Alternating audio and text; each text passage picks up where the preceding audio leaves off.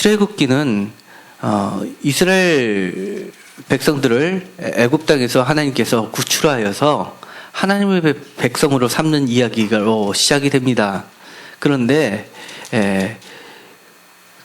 하나님께서는 이스라엘 백성들을 애굽에서 종되었던 몸에서 해방시키셔서 주인의 자리로 그들을 세워주신 이야기로만 끝나지 않습니다.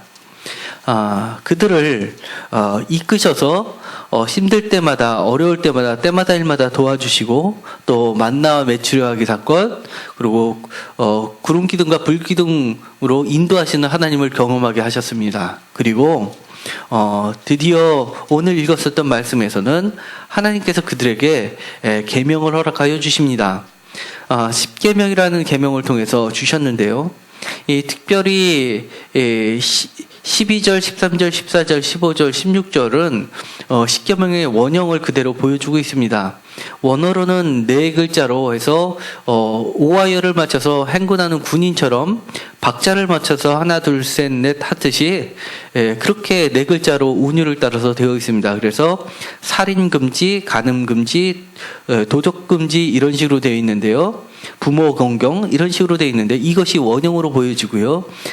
사실 더 지금처럼 길게 해석된 부분은 그것이 좀 더 후대로 가면서 확대된 부분으로 추정되고 있습니다. 특히 이 안식일은 전체 10계명 중에서 가장 길게 기록되어 있는 부분으로서 이것은 하나님을 알고 믿고 따르는 그 사람들에게 있어서 가장 지키기 어려웠었던 계명 중에 하나임을 알 수 있게 해줍니다. 우리들도 하나님을 믿지 않는 사람들이 가장 따르기 어려운 것이 주의를 지키는 것, 주의를 성수하는 게 가장 어렵습니다. 모든 일을 제껴놓고 자신의 오락거리를 뒤로 하고 나서 가장 쉬기 좋은 시간에 방해받지 않은 시간에 예배를 드린다는 거 쉽지 않습니다.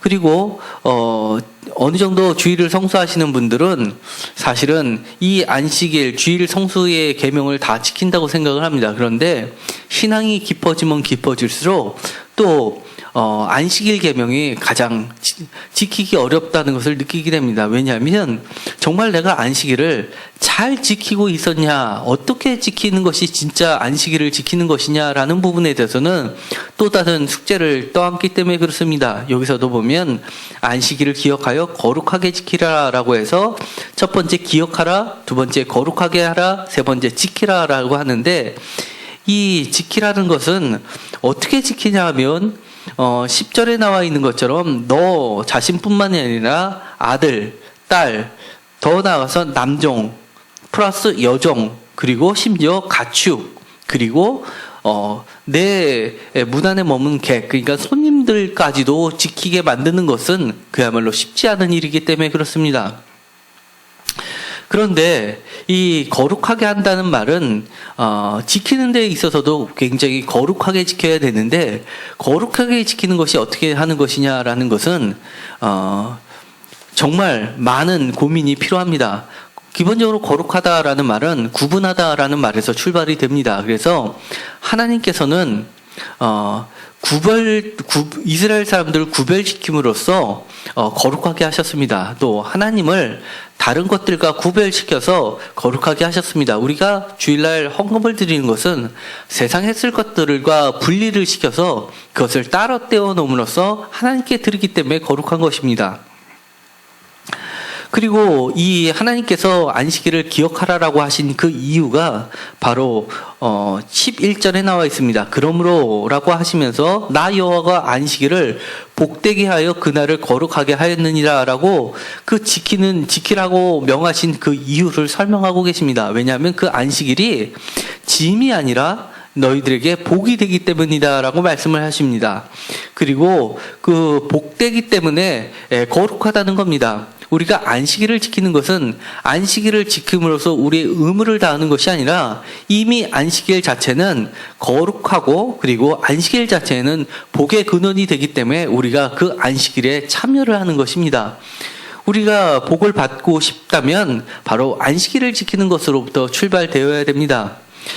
기본적으로 이 출애굽기에서는 이 안식일의 개념을 이스라엘 백성들이 알기 쉽게 그들이 이해하는 방식으로서 설명을 해주신 부분이 나옵니다. 바로 만나와 메추라기 사건인데요. 특히 만나의 사건을 통해서 보면은 제6일째는 다른 날보다 갑절에 만나를 얻게 하여서 일곱째 되는 안식일에는 만나를 얻지 못함에도 불구하고 그것을 충분히 먹고 균등되게 먹어도 되는 양을 허락하여 주셨다는 것을 통해서 이 날을 복되게 지킬 수 있도록 하나님께서 만들어 주신 겁니다. 그러니까 우리가 안식일을 복되게 만드는 것이 아니라 안식일 자체가 복되기 때문에, 그리고 하나님께서 우리들이 안식일을 지킬 수 있도록 환경을 만들어 주셨기 때문에 우리가 안식일을 지킴으로써 그 복을 누리는 것입니다.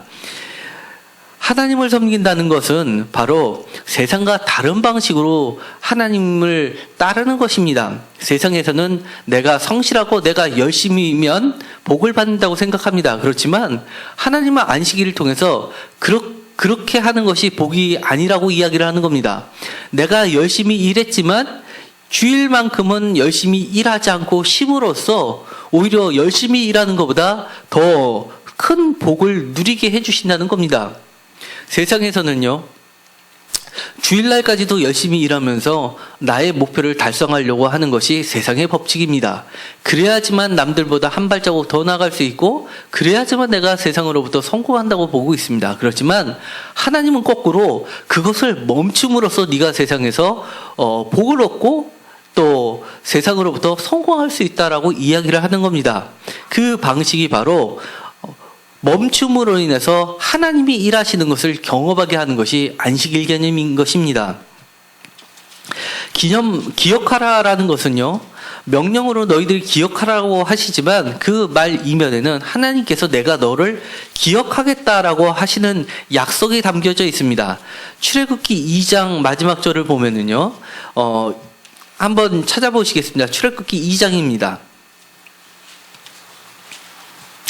출애굽기 2장 23절에 보면 여러 해 후에 애굽 왕은 죽었고 이스라엘 자손은 고된 노동으로 말미암아 탄식하여 부르짖으니 그 고된 노동으로 말미암아 부르짖는 소리가 하나님께 상달된지라, 이렇게 되어 있습니다. 여러 해 후에 애굽 왕은 죽었고 애굽 사람들로부터 요셉이라는 거칠한 인물에 대해서는 잊혀진 바 되었습니다. 기억하지 못하자 그들에게는 고통이 찾아왔습니다. 하나님께서 24절에 그들의 고통 소리를 들으시고 하나님이 아브라함과 이삭과 야곱에게 세운 그의 언약을 기억하사 하나님이 이스라엘 자손을 돌보셨고 하나님이 그들을 기억하셨더라. 하나님께서는 그들을 기억하심으로써 그들을 돌보시기 시작하셨다는 것을 말씀해 주십니다. 너희들이 안식일을 기억하라라고 하는 것은 반대로 하나님께서 너희들을 기억하겠다라는 약속을 갖고 계시는 겁니다. 기억하다라는 것은 사람이 생각하는 것처럼 잊어버리는 망각을 다시금 되찾는 것이 아니라 여기서의 원어의 기억하다는 것은 조각으로 새겨놓듯이 이미 깊이 새겨져 있는 것을 다시 한번 돌아보는 것을 이야기하는 겁니다. 그러니까 잊어버리는 것이 아니라 잊혀진 것이 아니라 다시 한번 새겨진 것을 돌아보는 그런 것을 이야기하는 겁니다. 하나님께서 어떻게 우리를 잊겠냐라고 말씀하시는 겁니다. 그렇기 때문에 안식일은 거룩하고 구별되고 세상의 방식과는 다른 방식으로 하는 겁니다. 그런데 이 안식일을 통해서 하나님께서는 십계명 끝에 제단에 대해서 이야기를 해주십니다. 바로 하나님을 기억하는 방식이 제단을 통해서 기억됨으로 연장되고 있습니다. 그러니까 안식일과 제단과 성전과 예배는 떨어질 수 없는 관계에 놓여 있는 겁니다. 그들을 분리해서는 도저히 설명이 불가능한 것입니다. 22절부터 보시면은요, 여호와께서 모세에게 이르시되 너는 이스라엘 자손에게 이같이 이르라 하시면서 말씀하시기를 23절에 나를 비겨서 은이나 금으로 너희를 위하여 신상을 만들지 말라라고 합니다. 신상을 만드는 보이지 않는 하나님을 보이는 문체로 만드는 것 자체가 나를 위하는 것처럼 보일지는 모르지만, 너희들은 나를 위해서 만들었다고 할지는 모르지만 그것이 나를 위하는 것이 아니라 너희를 위하는 것이라고 선을 긋고 계십니다. 그것은 분명하게 우상이라고 합니다. 그러면서 24절에 제단에 대해서 얘기하는데요. 내게 토단을 쌓고 그 위에 내 양과 소로 내 번제와 화목제를 드리라. 내가 내 이름을 기념하게 하는 모든 곳에서 내게 임하여 복을 주리라 라고 말씀하십니다. 그러면서 25절에는 내가 내게 돌로 제단을 쌓거든 다듬은 돌로 쌓지 말고 내가 정으로 그것을 쪼면 부정하게 될 것이다 라고 이야기를 합니다. 그러니까 너희들이 거룩하게 지낸다고 하면서 거룩하신 하나님이 이것이다 라고 하면서 치장하지 말라는 겁니다. 하나님은 너희들의 손이 닿지 않음에도 불구하고 그 자체로 이미 거룩하고 하나님의 영광은 그 어떤 것으로도 담을 수 없기 때문에 그렇습니다. 그래서 토단을 쌓고 흙으로 쌓고 그리고 이름을 기념하는 것, 그러니까 하나님의 이름을 기억하는 곳에 하나님께서는 어느 곳에서든지 임재하여 현존하여서 너에게 복을 주시겠다는 겁니다. 그 예배의 자리에서 반드시 다듬은 돌로 쌓지 말라고 정으로 그것을 쪼면 부정하게 된다는 것입니다. 우리가 예배에 참석하면서 우리가 여러 가지 기도 제목을 갖고 나옵니다. 오늘의 말씀을 통해서 하나님은 나에게 이렇게 응답해 주시기를 바라면서 이렇게 응답해 주시는 하나님이 진짜 하나님이지라고 생각하는 경우가 있겠지만 하나님은 그것이 아니라고 이야기를 하는 겁니다. 너희들의 생각으로 하나님의 생각을 짜지 말라는 겁니다. 이것은 하나님의 뜻이요, 이것은 내 생각하고 들리니까 하나님의 뜻이 아니라고 난도질하지 말라는 겁니다. 하나님은 그 자체로서 하나님이시고 선포하시고 계시하시고 우리들은 그것을 받을 뿐입니다. 이 하나님의 이런 섭리는 뒤에 우리가 읽었었던 32장 1절 6절에서 또 다른 사건으로 드러나게 됩니다. 바로 출애굽기 32장에 보시면 출애굽기 전체의 흐름을 깨는 이야기가 들어가 있습니다. 바로 금송아지 이야기입니다. 그런데 이 금송아지 이야기 전에를 보면은요, 오늘 읽었었던 제단 이야기가 나오고요. 그 다음에 24장에 보면은 출애굽기 24장에 보면 시내산에서 언약을 세우시는 하나님에 대해서 이야기를 하게 됩니다. 24장 1절에 보면은요, 모세에게 이르시되 너는 아론과 나답과 아비후와 이스라엘 장로 70명과 함께 여호와께 올라오라고 이야기를 합니다. 그러면서 4절에 보면 모세가 여호와의 모든 말씀을 기록하고 이른 아침에 일어나서 산 아래에서 제단을 쌓고, 여기서도 제단을 쌓고 그 다음에 이스라엘 12지파대로 12기둥을 세우고 라고 이야기를 합니다. 그러면서 또 5절에 보면 번제와 화목제를 드립니다. 그러니까 아까 이야기했던 제단에 관련된 모습하고 똑같이 모세는 준행했던 것입니다. 돌로 기념을 쌓고 하나님의 이름을 기념하면서 그 다음에 번제와 화목제를 드리면서 하나님께 예배를 드렸던 겁니다. 그러자 하나님께서 어떻게 응답해 주시냐면 11절에 보면 하나님이 이스라엘 자손들의 존귀한 자들이라는 것은 바로 70인의 장로들이 되겠습니다. 손을 대지 아니하시고 죽음을 주시지 않고 생명을 주시면서 그들은 하나님을 뵙고 먹고 마셨더라라고 됩니다. 그러니까 이것은 예수님께서 십자가에 달려 돌아가시기 전에 12제자와 함께 마지막 만찬을 즐기셨던 것처럼 그런 만찬을 이야기하고 있는 것입니다. 우리가 마지막 때 하나님의 나라가 임하면 우리들도 하나님과 같이 먹고 마시는 그런 잔치의 자리에 초대받는다는 것을 상징적으로 나타내주고 있습니다. 그런데 그 이후에 새로운 계약을 세우시고 26절에 보면 성막을 만듭니다. 그러면서 여러 가지 귀한 재료들을 받습니다. 그리고선 은금과 그리고 여러 가지 청색, 홍색, 자색실도 받고 여러 가지 귀한 예물들을 받게 됩니다. 그리고 나서 제단도 만들고요. 그 다음에 28절에 제사장이 옷도 만들고 그러면서 여러 가지 하나님의 말씀대로 이렇게 성전을 세워가는 모습을 보게 됩니다. 그런데 갑자기 32장에 가면 상황이 바뀝니다. 모세가 하나님 앞에 증거판 십계명을 받으러 올라가는 사이에 백성이 모세에게 모세가 산에게서 내려옴이 더딤을 보고 백성들이 아론에게 이렇게 얘기합니다. 이미 40일이 지났는데도 불구하고 모세가 내려오지 않는 것은 40일이라는 건 완전수입니다. 그러니까 하나님을 만나러 간다고 높은 산에 올라갔는데 그만 죽은 게 아닌가, 뭐 절벽에서 떨어졌다든지 아니면 짐승에다 잡혀 먹었다든지 아니면 굶어 죽었다든지 그러지 않고서 어떻게 40일 동안 모습을 드러지지 않는 것인가라고 분명히 모세는 죽었을 것이라고 생각을 하게 된 겁니다. 그러면서 이렇게 얘기합니다. 일어나 우리를 위하여 우리를 인도할 신을 만들라. 이 모세 곧 우리를 애굽 땅에서 인도해낸 사람은 어찌 되었는지 알지 못함이니라 라고 이유까지 들어서 설명합니다. 그러니까 아론에게 이해한 것은, 아론은 제사장입니다. 아론에게 이해한 것은 우리가 만들라라는데 그 무엇을 만들냐면 바로 신을 만들라는 겁니다. 왜냐하면 그들에게 있어서는 그들을 출애굽시켰던 분은 바로 하나님이 아니라 모세라고 믿었기 때문에 그렇습니다. 뒤에 보면 이 모세 곧 우리를 애굽 땅에서 인도해낸 사람이라고 지칭을 합니다. 그러니까 그들이 생각하기에는 모세가 있으면 하나님도 있는 것이고 모세가 없으면 하나님도 안 계신 거라고 믿었던 겁니다. 그들을 구출해낸 분은 모세였고 이제 모세가 없어졌으니 이제는 눈에 보이지 않으니 눈에 보이는 신을 만들자라는 겁니다. 결국은 그들은 명확하게 목적을 댑니다.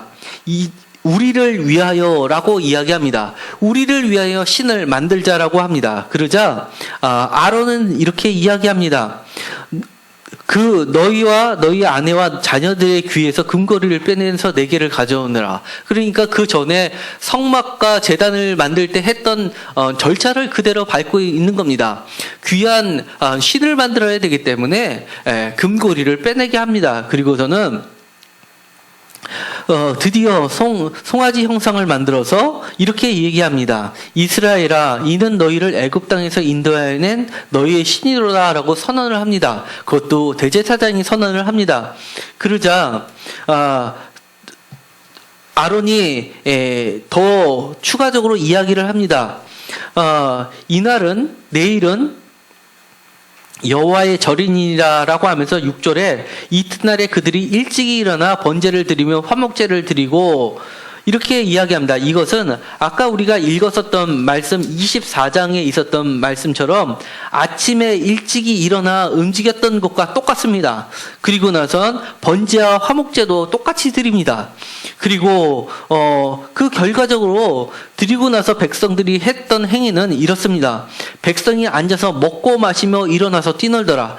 그들은 하나님이 그들과 얼굴을 뵙고 번제와 화목제를 가지고 그 이후에 먹고 마셨던 70인의 장로들과 함께 먹고 마셨던 그 예배의 형태를 그대로 취하게 되는 겁니다. 그러나 하나님은 이를 우상이라고 얘기합니다. 거기에는 예배의 형태도 갖췄고 모든 것이 다 들어가 있었고 사람들도 즐거워했고 기쁨이 넘쳤지만 그 가운데는 하나님이 없었다는 겁니다.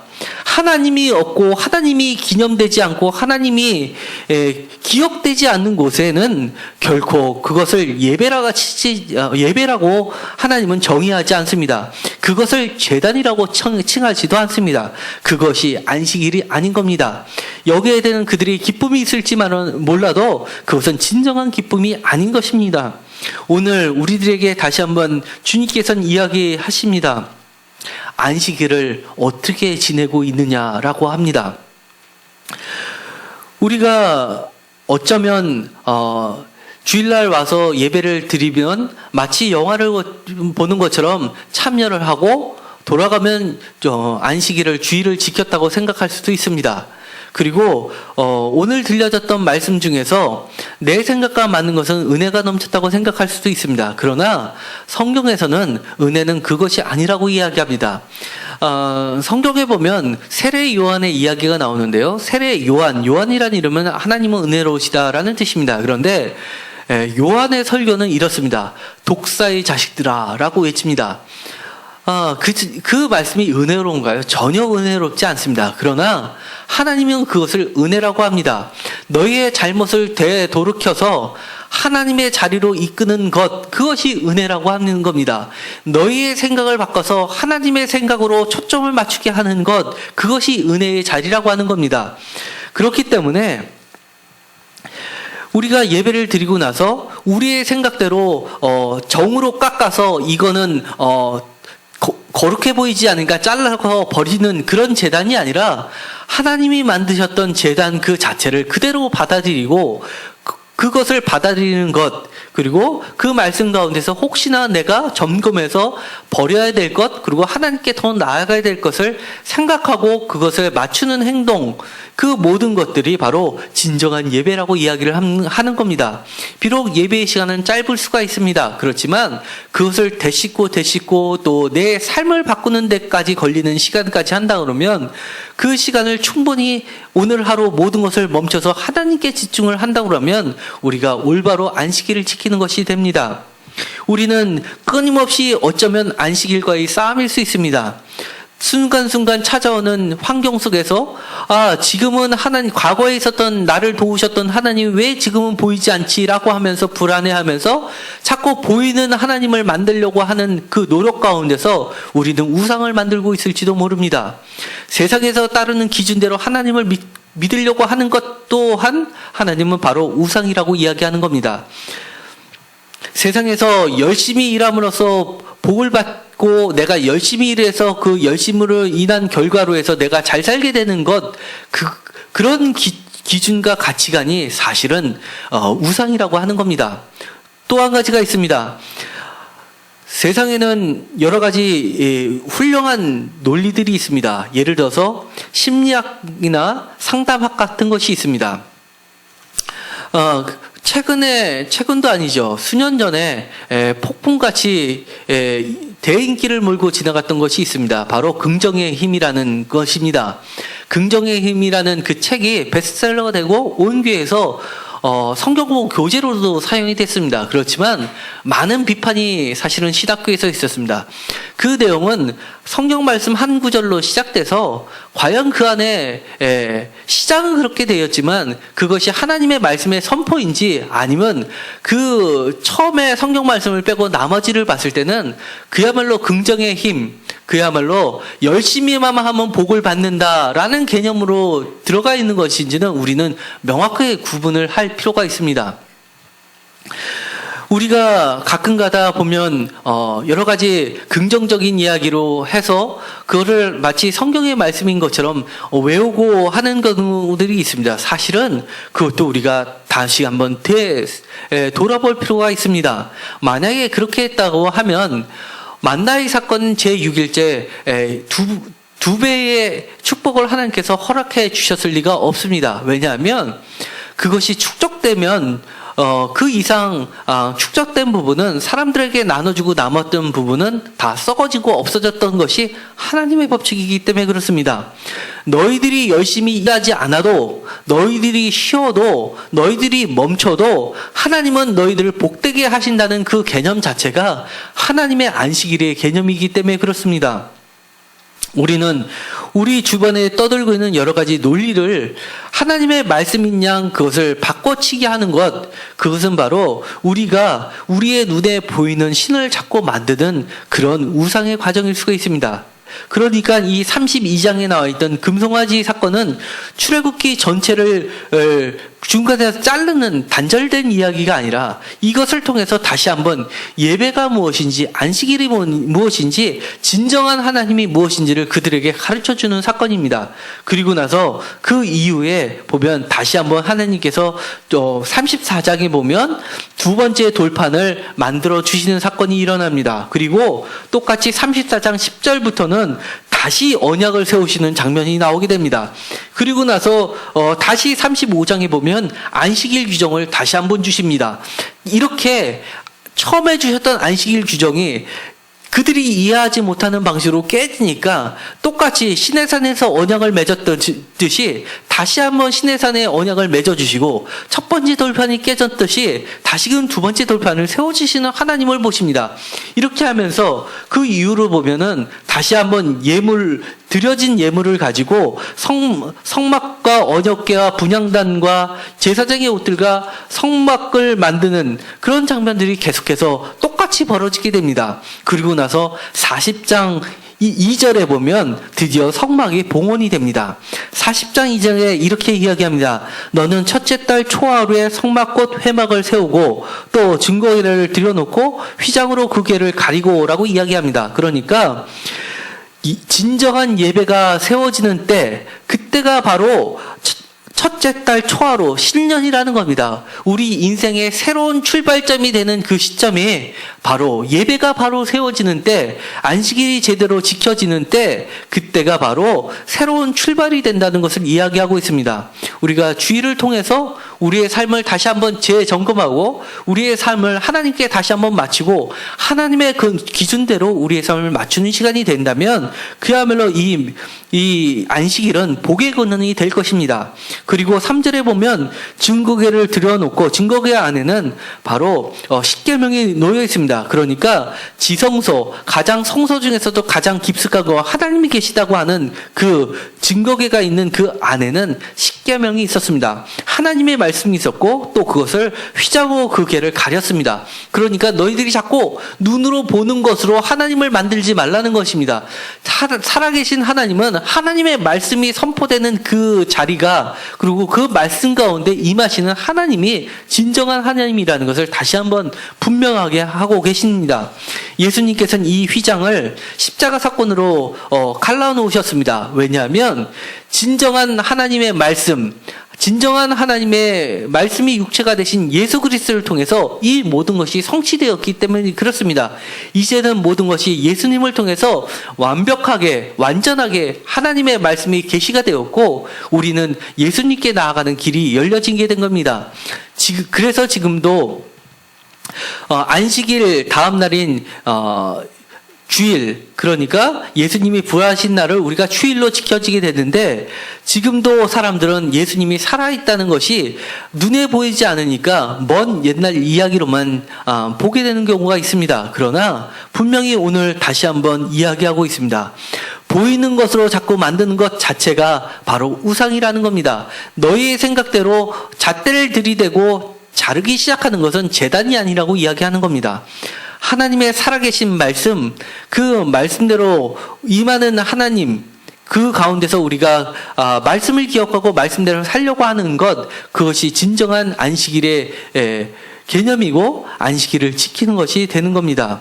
오늘 이 말씀을 통해서 우리가 다시 한번 안식일을, 오늘 주일을 어떻게 보내는 것이 정말 잘 지켜지는지를 고민하는 시간이 되었으면 좋겠습니다. 말씀을 들었다면, 시간이 지나서 잊어먹었다면 최소한 자기 전에 한 번이라도 더 오늘에 있었던 본문을 들춰보면서 혹시 내가 이 가운데서 좀 지켜야 될 것이 무엇인지 1분이라도 시간을 내서 잠깐 돌아보는 것, 이런 것도 좋은 출발점이 될 수 있습니다. 그렇게 될 때 하나님께서는 우리에게 복을 허락해 주시고 우리가 비록 쉬었지만 남들보다 더 열심히 일한 자보다 하나님께서 더 큰 축복을 주시겠다는 것이 하나님의 약속이기 때문에 그렇습니다. 우리가 안식일을 기억하고 기념하는 정말 참 예배자가 되기를 간절히 소망합니다. 기도하고 마치기로 하겠습니다.